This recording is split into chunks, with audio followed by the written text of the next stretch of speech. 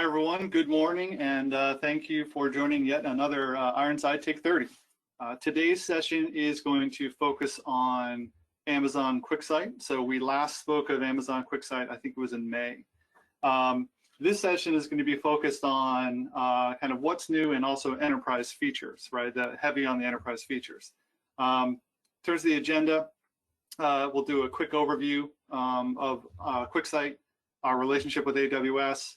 We'll walk through what those enterprise features are, and we'll do a quick demo of those, and then we can open it up for questions. But certainly, if you have questions as we go through, just put them into the questions pane, and we'll answer them. Okay. So first, want to talk to the schedule of events. So today we're focused on QuickSight. Next Thursday, evaluation techniques for machine learning algorithms. 2 weeks from today, we're going to focus on Power BI's new features, and then 3 weeks, how to plan for data projects leveraging AWS. So a bit more AWS content as of late. And as always, we've got our Take30 one-on-ones. So if you are interested in having a one-on-one conversation about just about anything, be it strategy, be it something technical, or anything in between, click on that link and sign up, and we're happy to talk. Okay, so I'll be leading today's discussion. My name is Scott Masage. I'm the BI practice lead for Ironside. I've been here a little over 8 years at this point, but I've been in the BI space for about 21 years. Okay, so want to talk quickly about some highlights of our partnership with AWS. We've been partnering for a number of years now, and we are closely aligned with the Amazon QuickSight team from a BI perspective, and continue to work with them to bring QuickSight to the enterprise BI space, right? So it initially was released as a tool that kind of fit into the mold of like a Tableau or Power BI, but increasingly we've been working with them, and they recognize the value of adding enterprise features to that tool. Okay, so just a quick overview of what Amazon QuickSight is. So it's a serverless BI platform that lives within AWS, right? There are no servers or software for you to manage, maintain, or deploy. With QuickSight, you can scale to tens of thousands of users with no infrastructure management whatsoever. QuickSight is both fast and highly performant, and unlike traditional server-based BI, things like increased data volumes, increased concurrent users, or increased user interaction don't slow down the system, right? It simply scales out. You can, with QuickSight, you can provide access to all users via a desktop or via mobile. And importantly, you only pay for usage. So there's no upfront cost, no minimums, no annual commitments required. And an important point, there's no charge for inactive users, right? It's more about paying for consumption. So it's a tool that's easy to develop in and easy to maintain content. You can design with QuickSight and then integrate with other applications using their APIs. There are templates to create dashboards. You can also quickly secure data with things like row-level security, and then publish them into applications via APIs. And finally, you can embed QuickSight and enable end-user flows in a short amount of time.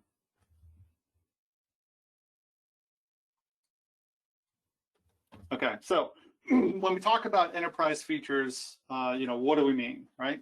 So this Take30 is meant to help you understand how QuickSight as a BI tool is evolving and where it is on the continuum between modern data discovery tools like Power BI like Tableau, which they themselves are kind of on a they're on the continuum somewhere, and they're moving more towards bimodal solutions. But where does QuickSight sit on that continuum between data discovery and the more traditional offerings from enterprise BI vendors like MicroStrategy, like a Cognos, like Oracle? It's often the case that organizations have adopted modern cloud-based BI tools, but they have struggled to get completely off of their legacy tools because there are a number of, if you will, table stakes enterprise features of their existing tools that the new tools don't have yet, all right, or don't intend to have. So again, it's hard for organizations to completely move off, right? They're left having to maintain both, right? We see that a lot. The table here at the bottom, that is, that's showing some of the typical enterprise features that are out there in the marketplace. For QuickSight, these are a work in progress, but understand that they have made tremendous progress against these. It just really in the last year, right? And they continue to. They have other of these are prominent on their roadmap. So in terms of QuickSight's enterprise features, or the classification of features as enterprise in accordance with our definition on the slide before, we've got these, right? So these are the ones I want to highlight. The ones that are bold, I will do a quick demo on. So why don't we walk through some of these, right? So the major categories here are security administration, business process integration and analysis, data sets, or if you will, the data tier, and then programmatic interfaces. So for security administration, there is now support for something called, support for multi-tenancy through something called namespaces. So what that means is that you have the ability to, within one QuickSight account, create namespaces that are sectioned off from the rest, so that you can, if you think about user populations with perhaps different workload characteristics, or you can separate them out. Maybe maybe security in your organization, the security policies are such that you do need to have hard walls between different parts of the business, right? So this namespaces construct would help you there. The other kind of use case here is for independent software vendors who have an application but want to leverage QuickSight as their kind of analysis or reporting engine, right? They can set up the default site or default namespace, but then have as many iterations of additional namespaces as they have customers, and that way they're ensuring that there are definite hard walls between those customers. Row level security, I think this is a kind of a well-known concept. I'm going to do a demo of that.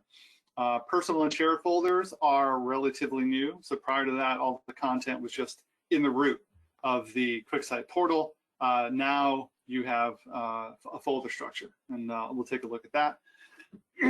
Customized permissions. So this is a means by which you can apply. This is sort of, for those of you who have used Cognos, this is equivalent to what are known as capabilities, right? Capital C capabilities, right? So it allows you to have subgroups within all the users that align to the ability to do something or not. And I'll show that. Last active status, you can actually look in now and see when a user was last active in the system. That's helpful. In terms of business process integration, exporting. So exporting to CSV has been around for a bit, but export to Excel is new. I'll cover that. Conditional formatting, we'll cover that. Scheduling and email distribution. So, how do you take a dashboard and then blast it out to a bunch of people, or have certain dashboards show up in someone's inbox every Monday at 8 a.m., that sort of thing. We'll talk about that. SageMaker integration, so that's a future Take30 topic. I think we're going to get that in a few weeks. There's now an enhanced expression editor. So the expression editor that was available 2 months ago involved a lot of manual processes, but now it's much more modern, much more user-friendly, and a whole lot easier to use. For data sets, you now have an ability to get better error messages around rows that get skipped when you ingest data into Spice, which is the in-memory query engine. You can schedule data set refreshes, and we'll cover that. You have enhanced ability to leverage custom SQL. So when you're creating a data set, if you use custom SQL to develop a query to query a database, you couldn't join that result set to any other sources. But now that's much more rich in that you can take that custom SQL result set and join that to files you upload, other tables, or other custom SQL queries that you've written. Significant advancement in terms of the number of columns that data sets support, right? So the old limit was 1,000 columns, but now it's 2,000 columns, so that's doubled. In terms of Spice capacity, for the Enterprise Edition, there's 250 million rows, 250 million row limit per data set, which is significant. It's 250 million rows or 500 gigabytes, right? So pretty sizable. And then finally, the programmatic interfaces are another enterprise feature. So with the QuickSight API, you have the ability to control access, settings and configurations, details about assets, so dashboards, reports, data sets, and data resources data sets. So all of that is there and makes automating different parts of the environment a whole lot easier. Okay, so the first thing that I'm going to demo is row level security. So we'll do a little setup here. So in this example, we want to secure a data set on a field named segment by user, right? So I can apply row level security in two different ways. I can do it by user or by group. The first thing I need to do that is I need to know what field I want to secure on, but then I need to create what is known as a rules file. That can be a rules data set or file. It can be a query. It can be a file that you upload. You simply need, if you're going to use user security, you need a folder. You need a column that calls out username. And if you're going to do group security, group name, and then you need whichever fields you want to secure on, and you can secure on more than one. You load up that as a separate data set. You align it to the data set you want to secure. Choose to grant or deny access based on that rules file, and there you have it, right? So important is that a null.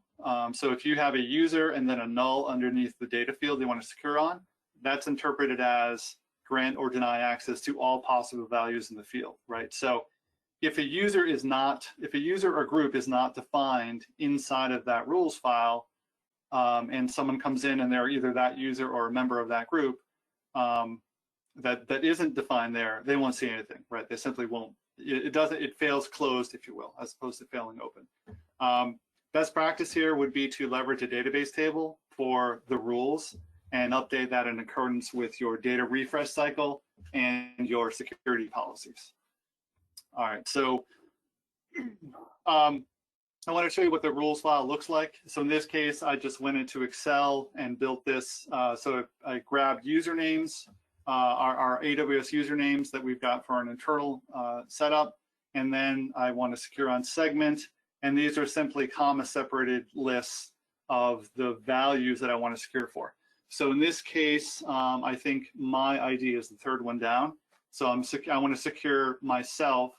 For me, I only want to see the enterprise category and the SMB category. And then on the right, we see how to apply it to the data set. So let me stop sharing the presentation, and I will share my, one thing I want to highlight here. I should have sent this out before. There's a link to, I mentioned the QuickSight gallery before, and where we have some dashboards we've developed.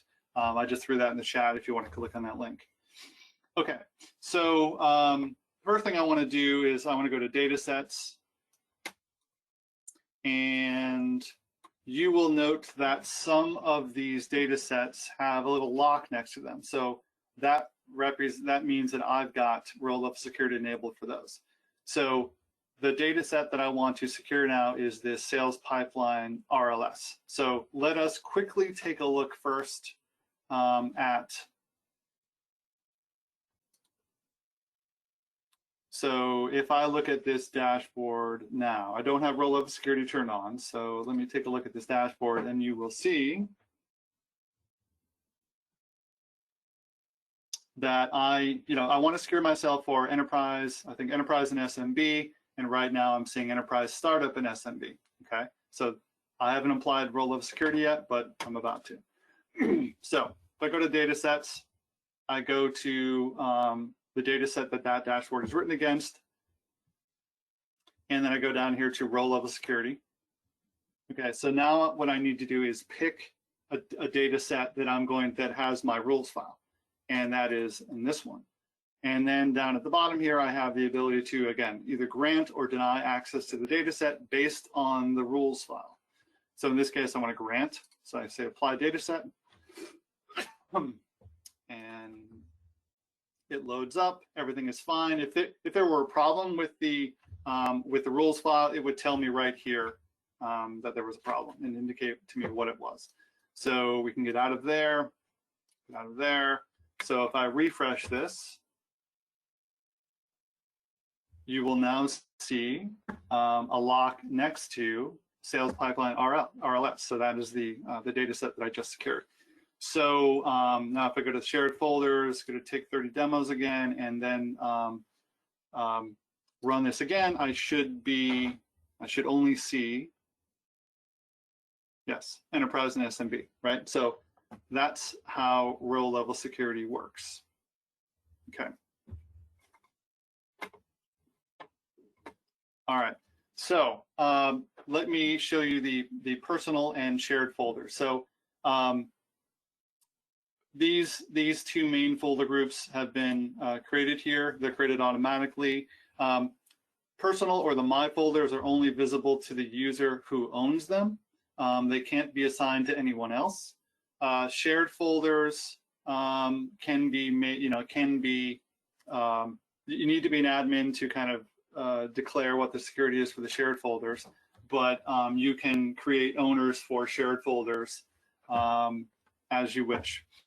And it's just, it's a nice way to organize content, right? Without these folders, finding what you need is tough, right? I mean, you have the ability to search, but sometimes it's much better to understand how content has been organized and kind of surf around and find what you need. Okay, so that's folders. All right, customize permissions. So I go to manage QuickSight, manage users, manage permissions. I can create a new group, right? So I can give it a name, and then down at the bottom, this is where I'm doing that, like it's almost like capabilities in Cognos, right? Where I have the ability to define a finer level of security than the major roles being admin, author, and reader, right? I have the ability to restrict certain things, like creating data sources, data sets, emailing reports, or updating email reports, okay? Pretty straightforward there. Schedule refresh. So if I go to data sets, and if I go down to this QS bike stations, I have the ability to add a schedule, right? So it says, yeah, I don't have a schedule, create one.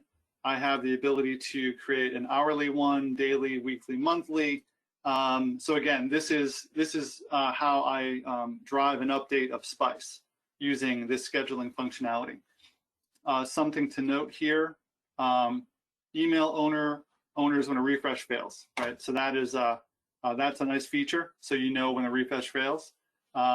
The other thing to note is that you can drive this refresh programmatically. So if you have, let's say you have a data set that comes from a data mart and you want to fire off the refresh once the ETL job is done. You can do that programmatically, kind of like triggering at the end of the ETL process. Okay. Okay, export to CSV and Excel. So if we go to, let's go to shared folders, Take30 demos, and let's take a look at our dashboard again. So as I said before, export to CSV has been there for a while. And to do that, I simply export to CSV. So export to CSV works with any of these visualizations, be they charts or tables like below. Excel, the export to Excel only works for tables and crosstabs, right? So if we did export to Excel, we'd get this data at an aggregated level in a CSV file. So here, if we zoom in here, I have the ability to export this to Excel, right? Because it is a table. Tables and crosstabs work for this.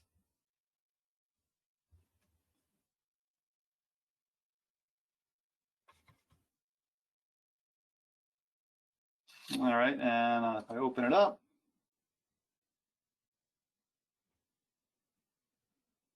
we should see the same detail. Now, one of the things that's true about this is that, there you go, right? One of the things that's true about this is that formatting inside of the crosstab or list inside of QuickSight isn't brought through. So if I had conditional formatting, it would not show up here in the export. I don't know if that's on the roadmap or not, but it's a question that certainly I think that's something that would be a desired feature. Okay, so let us move on to conditional formatting real quick. So if we go to shared folders and then go to an analysis. And I'll try to make this quick because I know we are getting tight on time here. So if I go into this visualization and maximize it, let's hide that away. I click on one of the field names and I get this conditional formatting menu that pops up here. In this case, we can take a look at this. What I've done here is applied conditional formatting to the field called forecasted monthly revenue based on the field called forecasted monthly revenue. Understand that I don't have to do that, right? If I wanted to conditionally format the field called opportunity stage based on forecasted monthly revenue, I could do that, right? It doesn't have to be, the formatting doesn't have to be driven, the formatting and the driver don't have to be the same column. I have the ability to do a solid fill or a gradient fill. If we do gradient, we've got a couple of different options here. We've got kind of a blue gradient, we've got red to green, and then we've got red, yellow, green. With like a 3-point scale, QuickSight is automatically going to assign the minimum value, the red, and the maximum value, the green. But understand that you can go in there and edit that, right? If you don't want it to be an even distribution like that, you can make that edit. If you want to change the colors, right? You want that 3-point scale, but you want customized colors, you can do that. Okay. Let's see. The other things you can do here are, so you can control the background color. You can change the text color. You can also add an icon. If you wanted to, based on, let's see how this turns out here. So based on, there's a range here. So we keep going down. Notice how we go from 3 bars to 2 bars to 1 bar all the way at the bottom, right? And I can control how that works. The other nice thing about this is if I apply, so in this case, notice how I've got black, black text here, and then I applied a color. Notice how it inverted it to make it show up. It inverted the color of the text to make it show up better, right? That's happening automatically for me. Okay, so that's, I mean, there's a lot of, the other thing I'll add about conditional formatting is that you can have like kind of multi-step conditions, right? Where, so if we edit this, right, so I can, based on certain things, I can, so condition 1, let's say that, greater than $500,000, we want to do one thing, and then I can set up an else to do a condition 2. So perhaps values above a certain range get one icon, values below a certain range get a different icon. I can do that with this. Pretty straightforward. Okay. And so the last thing I want to cover is scheduling and email distribution, right? And I do that from a dashboard. So let's hop over to one of the dashboards I have. And the difference again between a dashboard and an analysis. So the thing I was just in was an analysis. That is authors. The author role can develop a new analysis and then save that as the dashboard. And the dashboard is really a read-only. It's interactive, but it's read-only, and that's consumable by the user role called the consumer. Okay, so I'm in that consumer-oriented dashboard right now, and first thing I have to do is I have to share it to the audience that I want to receive it via email. In this case, I can share it with all the users in the account, or I can share it with a group or share it with the user. So in this case, I'm going to share it with a group called Sales Management. Okay. So once I have done that, I have the ability to email a report. So again, what we see here is kind of typical, right? I set a schedule for the report. Do I want it to be once a week, once a month? There's some set options here. I'll say send once just because I want to do a test. When do I want the report to send? What do I want the title of the email to be? The subject line. What's the body of the email going to be? What do I want? Do I want to optimize it for viewing on a desktop or a mobile device? And then who are the recipients, right? So in this case, these are going to be the recipients. So I'm going to save this. I think I need to, 1 second. All right. So I have the ability to update and send a report now, just to test this out. And I'll go over to my email.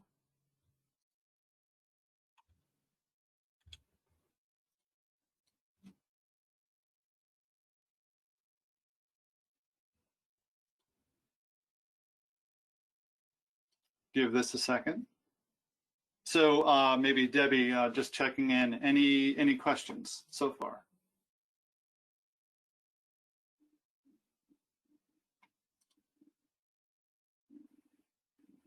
Okay, so this is the report.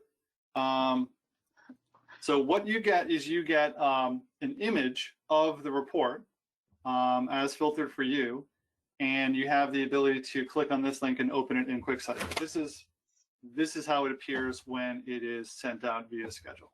Scott, we do have a couple of questions, and I know it's at the bottom of the hour, but let's see if we can just run through them really quickly, if that's okay with you. Sure.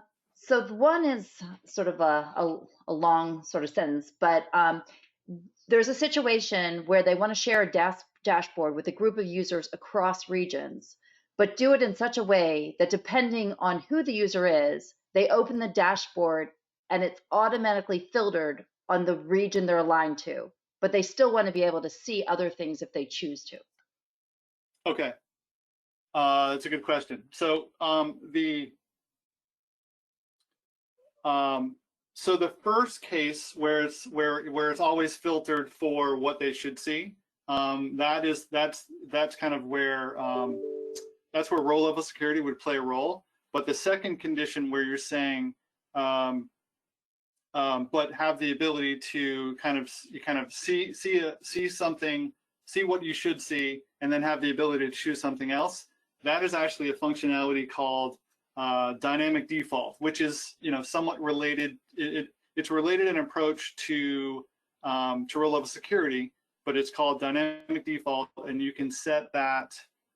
You can make sure that members of the group called Great Lakes Sales only start their view of a dashboard at Great Lakes Sales, but have the ability to then go off of that, choose something else from the drop down and see something else. So that's how you would approach that.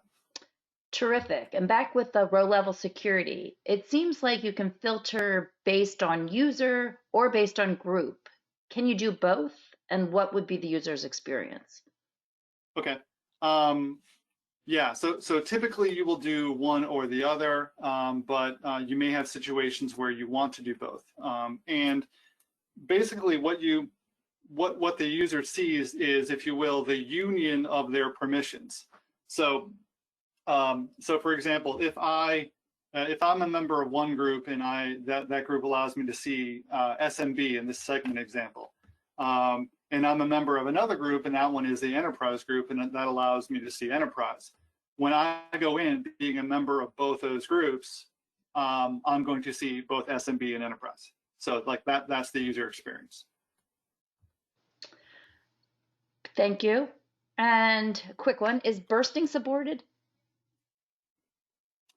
So bursting, as it is traditionally done in other tools like Cognos, like Oracle, it's a little bit different than that, right? So the way you would approach it today, I think a more full-featured approach to bursting is on the roadmap, but the way that you would approach it today is with that dynamic default, right? So you would send out the schedule, and you send out you send out the scheduled email. People would then go in. You get the link, and then you would go in and consume the dashboard, and it again would filter for your dynamic default and effectively get you the same thing, right? But again, a more full-featured approach to bursting is on the roadmap. Any other questions? That I know we're like 5 minutes Yeah, over, just this last one, and then let's just close it out. Can you share a typical use case for namespaces? Okay. Yeah, so this is actually, I think this is one that I touched on earlier, right? So it's the independent software vendor who wants to send a dashboard to 500 different customers. How do they have a space for 500 different customers? How do they build walls between those customers in terms of the data and the dashboard and all of that? Namespaces is great for that. We are experimenting with the idea of leveraging namespaces to support change management in SDLC, right? So dev, test, prod, and kind of working through that, because I think that is potentially another application, another use case for namespaces.